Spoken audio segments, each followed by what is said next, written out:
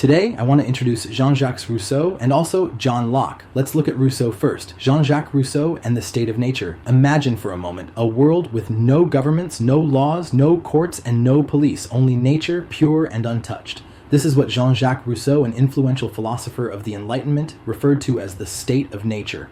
Rousseau, born in Geneva in 1712, profoundly shaped modern thought about society, government, and human nature. His ideas deeply influenced the French Revolution and continue to resonate in contemporary political theory. Rousseau's vision differed significantly from other Enlightenment thinkers such as Thomas Hobbes or John Locke.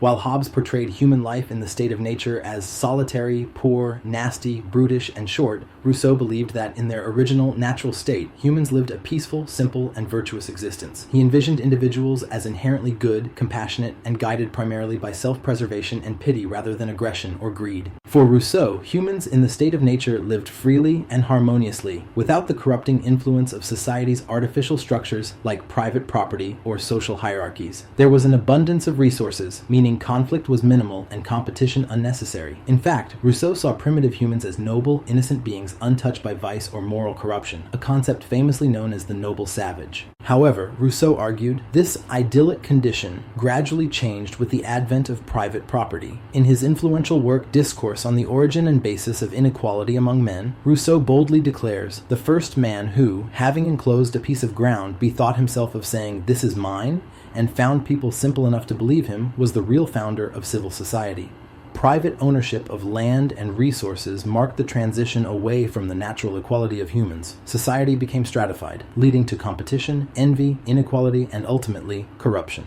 Thus, according to Rousseau, the formation of societies was a mixed blessing. It offered humans security and mutual assistance, but simultaneously brought about profound social inequality, loss of freedom, and moral corruption. Rousseau's philosophical goal was therefore to figure out how humans could form societies and governments without losing the moral virtues and fundamental freedoms of the state of nature. His answer to this challenge came in his seminal work, The Social Contract, published in 1762. Rousseau proposed that individuals enter into a social contract, a collective agreement to form a society governed by the general will, representing the collective interest of all citizens rather than the desires of a few. This form of direct democracy would enable individuals to maintain their freedom and morality within society by ensuring that laws reflect the common good. Rousseau's ideas were revolutionary in their time, reshaping discussions about democracy, citizenship, education, and human nature. He highlighted the tension between individual freedom and collective responsibility, a theme that still defines political discourse today. To sum up, Jean-Jacques Rousseau's state of nature represents humanity's original innocence and freedom, a time before corruption by social institutions. While we cannot return to this pristine condition, Rousseau urges us to reflect critically on how society might be structured to preserve our innate goodness, freedom, and moral integrity. Thus, Rousseau challenges us all. Can we create a just society without losing sight of our natural virtues? It is a question as relevant today as it was during Rousseau's lifetime. Now let's turn our attention to John Locke and the foundations of liberal democracy. Imagine living in England during the 17th century, a period filled with political upheaval, religious tensions, and struggles for freedom. Amid this turmoil emerged a philosopher whose ideas would profoundly influence modern society and governance. His name was John Locke. Born in 1632, Locke was a thinker deeply concerned with understanding human nature, governance, freedom, and knowledge. Today we recognize him as the father of liberalism, whose theories shaped democratic societies, including the founding principles of the United States. Let's explore three of Locke's most influential theories: the state of nature, natural rights, and the social contract. 1. Locke's state of nature. However, Locke acknowledged the state of nature had its limitations. Conflicts inevitably arise, and without an impartial authority, disputes could spiral into violence and disorder. This uncertainty prompted humans to seek stability, protection, and impartial judgment. 2.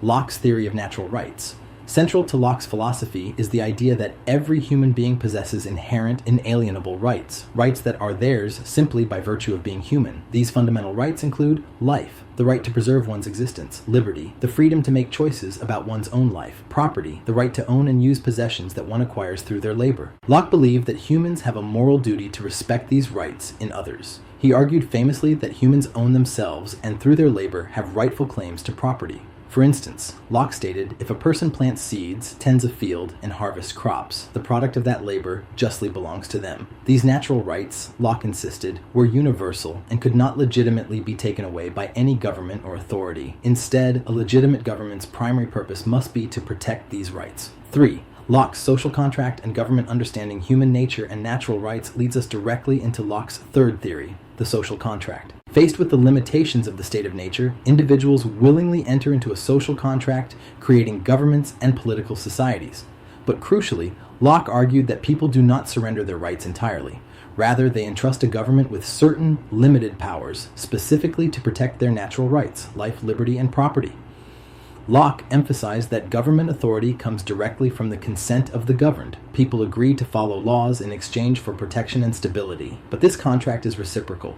Governments must respect individual rights, ruling justly and impartially. Should a government fail to protect these rights by becoming tyrannical, oppressive, or unjust, Locke argued citizens had the right, even the moral duty, to resist or replace it. This radical idea justified revolutionary acts when governments exceeded their rightful authority, inspiring political movements such as the American Revolution and the drafting of the Declaration of Independence.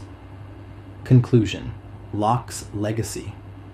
John Locke's theories profoundly shaped modern democracy, human rights, and our understanding of government authority. His insistence that people are born equal and free, possessing rights that no government may legitimately violate, remains central to democratic thought and legal systems worldwide. Locke's ideals echo today whenever citizens assert their rights, challenge injustice, or demand accountability from their governments. Indeed, his legacy is alive in every movement striving for liberty, equality, and human dignity. Thus, when we speak of rights and democracy, we continue the conversation Locke began more than 3 centuries ago, one that shapes the very foundation of the societies in which we live today. To grasp Locke's ideas, first picture humans existing in a natural state, without government, laws, or formal institutions. Locke described this state of nature as a condition where individuals are entirely free and equal, living according to reason. He argued that, even without formal laws, humans would act morally because they have reason to guide them. Unlike Thomas Hobbes, who depicted this natural state as brutal and violent, Locke viewed it as mostly peaceful, governed by a law of nature, which he defined as reason itself. Reason teaches that every person is born equal and deserving of respect. In this natural condition, individuals inherently recognize basic moral responsibilities to one another.